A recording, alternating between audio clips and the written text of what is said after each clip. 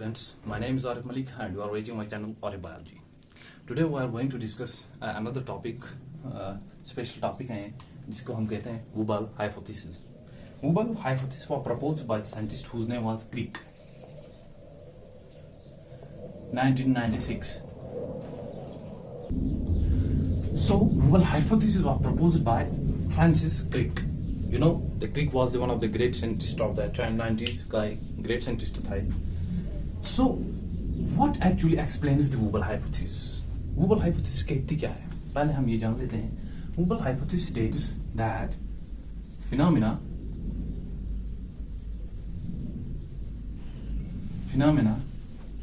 in which single tRNA, that is single tRNA,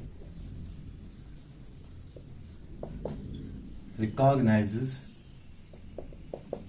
multiple codons. और हम ये भी कह सकते हैं phenomena in which a single anticodon recognizes multiple codon or single tRNA recognizes multiple codons. Let's first see what's codon and what's anticodon. Suppose this is tRNA and यहाँ कोई base थी, so it's anticodon. So suppose if was now tRNA, suppose mRNA पे यहाँ पर क्या होगा? अगर ये file 3 हो, so here will be AUG suppose, and this is codon. Genetic code में हमने ये simply देखा था. अब which phenomena occurs here simply? Hubble hypothesis now states that it's a phenomena in which a single tRNA recognizes multiple codon. ठीक है ना? Multiple codon means we have the multiple kinds of codons. We have the 64 codons. Among them, 3 are nonsense. Now here left 61. So we have 61 codons. जब हम इन 61 codons को देखते हैं, suppose अगर आप किताब उठा के देखो, तो आपको 61 codon जब आप पढ़ेंगे, तो आप ऐसे देखोगे. Suppose आप देखोगे UC. तो आप यहां पर क्या देखोगे? AUG. सो ऐसे ऐसे करके आपको एक एक कोडान मिलता जाएगा. ये एक कोडान है यहां पर. सो अब क्या होगा अगर आप यहां ध्यान से देखो? This last sequence, that's third base, are not conserved, but the first two are conserved. Why they are conserved? Because it's same UC, but change occurs here. That's adenine, uracil, guanine. So this is wobbling. Wobbling simply means अगर आपका कोई friend है तो आप उसी friend से हमेशा कोई चीज मांगने जाते थे, लेकिन कभी कभार आपने क्या देखा, आपका फ्रेंड वहां नहीं है, तो आप किसी दूसरे के पास चले गए. आपने जो आपकी हाजत थी वही पूरी करने के लिए आप किसी दूसरे के पास चले गए, तो इसी को हम कहेंगे वुबलिंग. इसी तरह ये जो लास्ट वाली बेसिस हैं, दी शो वुबलिंग. यहां था UCG. तो यहां पर भी यही केस अब लागू होगा किस पे? Hubble हाइपोथेसिस पे. अब Hubble हाइपोथेसिस पे क्या होगा? Suppose now this is tRNA.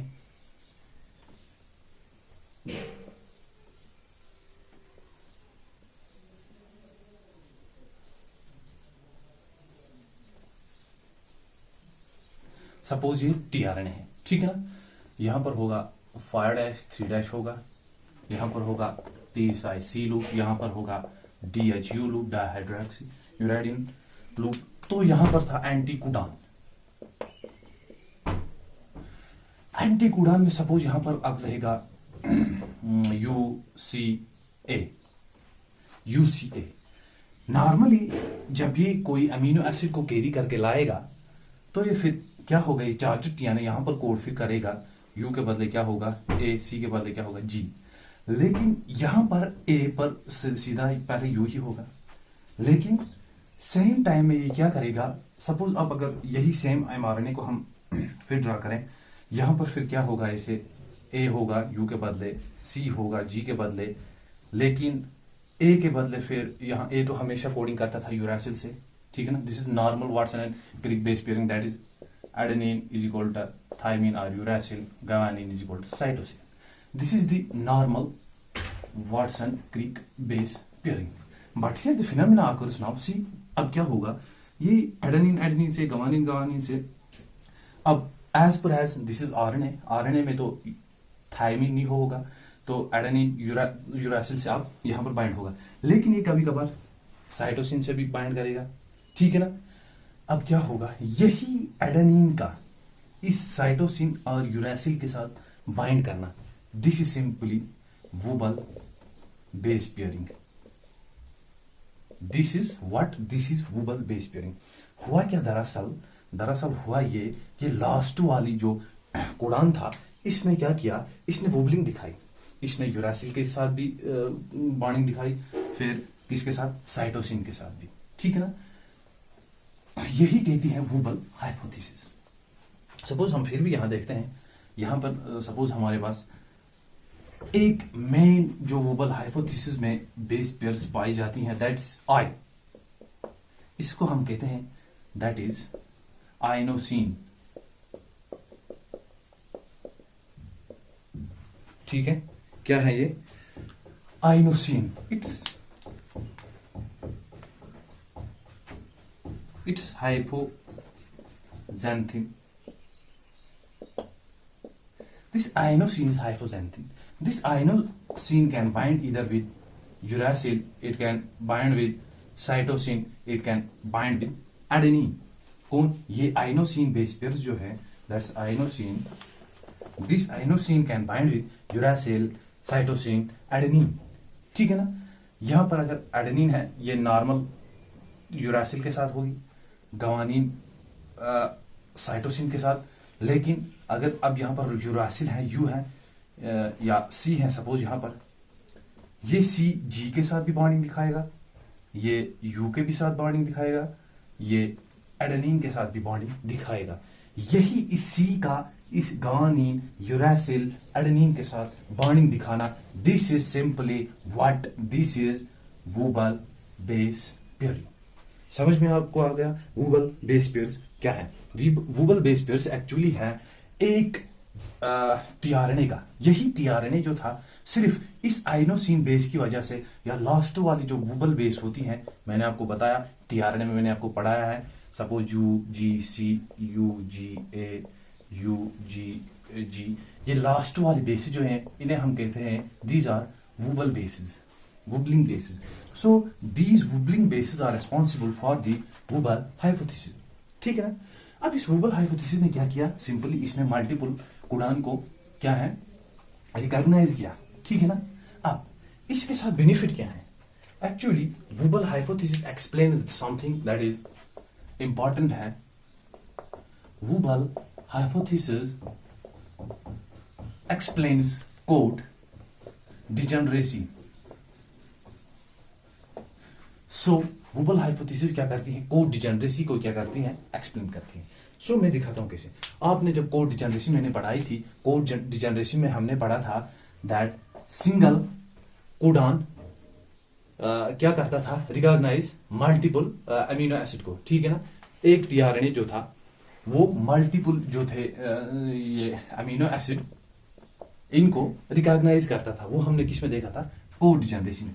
अब ये भी यहां पर कुछ ऐसा ही काम कर रहा है ना, क्योंकि ये अगर टीआरएनए है, ये टीआरएनए क्या करता है, ये इस आइनोसिन या गवानीन या साइटोसिन भी हो सकता है, इसकी वजह से मल्टीपल कोडान्स को रिकॉग्नाइज कर रहा है, ठीक है ना. अब इसके साथ बेनिफिट क्या होगा, बेनिफिट ये है कि हमारे अंदर कितने पाए जाते हैं, that's we have there only 40 tRNAs, ठीक है ना. In 40 tRNA we have only 40 tRNA. अब इन 40 टीआरएनए जब है, अब वुबल हाइपोथेसिस की वजह से क्या होता है, that firstly it conserves energy by overcoming the functions of tRNAs. Means ये एनर्जी हमारी बचाती है. वुबल हाइपोथेसिस की वजह से क्या होती है, जो वुबल हाइपोथेसिस दिखाती थी लास्ट वाली थर्ड डेज, उसकी वजह से क्या होता था, एनर्जी कंजर्व होती है हमारे अंदर, ठीक है ना। अब ये टीआरएनए, जब एक ही टीआरएनए मल्टीपल कोडॉन्स को रिकॉग्नाइज करेगा तो जरूरी क्या है और सारे टीआरएनए इस्तेमाल करना, बहुत सारी एनर्जी इस्तेमाल करना, ठीक है ना। ठीक है ना। यहां पर क्या होगा, टीआरएनए की जो फंक्शन है कम होगी, किन की वजह से होगी, वूबल बेसिस की वजह से। और हम इन्हें क्या कहते हैं, या आइनोसिन जो और एक बेस होती है, इसको हम कहते हैं हाइपोजेंथिनिन। इस हाइपोजेंथिनिन भी होगी एक अनयूजुअल बेस पेयर, हम इसे कह सकते हैं। कौन सी, अनयूजुअल बेस पेयर। ये ज्यादातर नहीं पाई जाती। दूसरी बात, जो वूबल हाइपोथेसिस के फीचर है, this only of mRNAs, messenger RNA में ही, दैट्स आरएनए का फीचर है only wobble hypothesis, because DNA में हमें यूरेसिल नहीं पाई जाती, दैट्स व्हाई ये वूबल हाइपोथेसिस ज्यादातर किसमें पाई जाती है, एमआरएनए में। दैट्स व्हाई टीआरएनए भी एमआरएनए का टाइप है, दैट्स व्हाई वूबल हाइपोथेसिस हमें यहां पर पाई जाती है। So this was whole about the wobble hypothesis. Wobble hypothesis में हमने क्या देखा, सिंपली हमने देखा जो वन एंटी कोडान था और वन टीआरएनए रिकॉग्नाइज करता था मल्टीपल कोडान्स को, ठीक है ना, जो कोडान्स एमआरएनए पे प्रेजेंट है। सिंपली यही है वूबल हाइपोथेसिस। फिर हमने देखा वूबल बेसिस क्या होती हैं, जो लास्ट टू थर्ड बेस होती हैं, that is known as wobble base. Wobble base pairs में और एक भी बेस होती है अनयूजुअल बेस, दैट्स आइनोसिन, ये भी हमने देखा। फिर इसका हमने देखा जो कॉन्सिक्वेंस क्या है, that's benefit of this wobble hypothesis is it overcomes the function of tRNA, ठीक है ना। टीआरएनए के काम को ये कंजर्व करती है, बचाती है, ठीक है ना। Thanks for watching my videos.